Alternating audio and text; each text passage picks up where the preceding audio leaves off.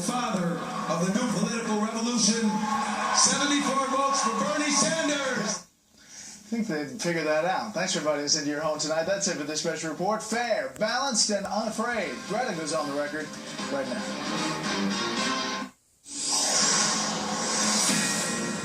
This is a Fox News alert. Donald Trump is about to take the stage at a rally in Florida. On the record is monitoring this rally for any news that comes out of it. But right now, you are being lied to.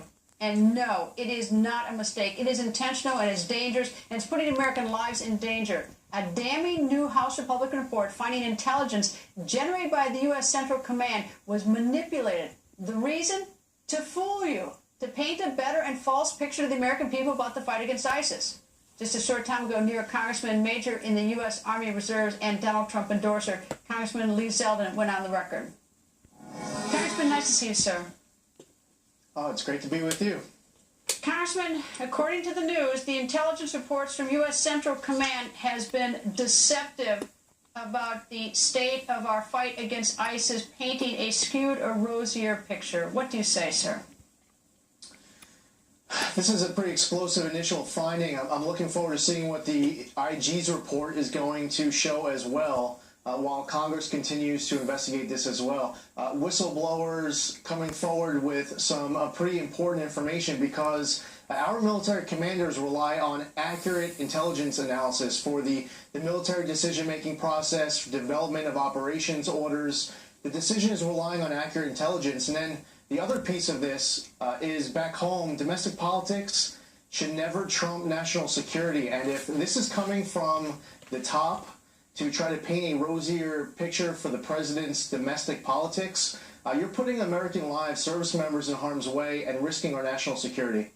You say it so much nicer than I'm thinking about it tonight, because I think it's just terrible to lie to the American people. Imagine sending your husband or your wife to war, or your children to war, and thinking that it's a much rosier picture, meanwhile that the American people are being lied as to what the state of the fight is. And let me take it one step further. I'm looking at the report. It says the Joint Task Force is troubled that despite receiving the whistleblower complaint in May 2015 and receiving alarming survey results in December 2015, neither CENTCOM, DIA, the Undersecretary of Defense for Intelligence, nor ODNI have taken any demonstrable steps to improve the analytic climate within CENTCOM. Not only are they cooking the books, lying to the American people, but even though they know it, they've done nothing to correct it, according to this report. Yeah, I mean, it risks our security. We have hotspots in Iraq, in Syria. When you look further out, I mean, in Libya, in Afghanistan, CENTCOM that is the hotspot on the globe right now for American security, for global security. So much of the threat we see in Europe that we're facing here at home is coming from that area of jurisdiction. What are you going to do about it? I mean, what is somebody going to do about it? Because apparently they're doing nothing about it, because they've known about it for over a year, according to this, and nothing's being done. And it may be like packaged together in some nice little report, but the problem is lives are at risk. I mean, what are members of Congress, what's the president going to do about it tonight? Yeah, I think the next step is we need to see this Inspector General's report. We need to know exactly who is responsible in order to hold them accountable. As we saw with this president, when he placed 50 special operations forces in Syria, in the hottest spot on the entire globe, he says they weren't there on a combat mission, even though that was completely divorced from reality. So what we need to know is exactly who is responsible so that we can hold them accountable. What's further concerning is that we had new senior leadership at CENTCOM come in, with General Austin coming in and his senior leadership. And that timing is also concerning. I remember seeing so many press conferences, General Austin with the president. I don't know the nature of their relationship. I served with General Austin. I've known him since he was a colonel. I really hope that when we hold individuals accountable, that it didn't go up to his level or even higher. Well, there's something really wrong with this picture when you got a report like this, and the president's on vacation in Martha's Vineyard, and all the members of Congress are on recess in the House and the Senate, and meanwhile the books are being cooked for the American people, and we have men and women in military who are in harm's way, and we find out that they're lying about the state of the fight against ISIS. And it's not just a lie, it puts people at risk when they think it's a lot different than what they're facing. Yeah, exactly. So I was at the battalion level when I was in Iraq with an infantry battalion from the 82nd Airborne Division. Our battalion commanders, our brigade commanders, division commanders at the tactical level are relying on accurate intelligence. They need to know not only what type of resources, manpower, equipment they have available, but they also need to know exactly what to expect from the enemy. When choosing a course of action, when you have 3 available courses of action, you're choosing the one based off of the accuracy of it. So from that standpoint, we are absolutely seeing this, if true and if it even goes higher, we are seeing the highest levels of our military putting American men and women who are currently in harm's way at risk of losing life and limb because of domestic politics at home. It is outrageous, and once we can identify exactly who is responsible, those people need to be held accountable.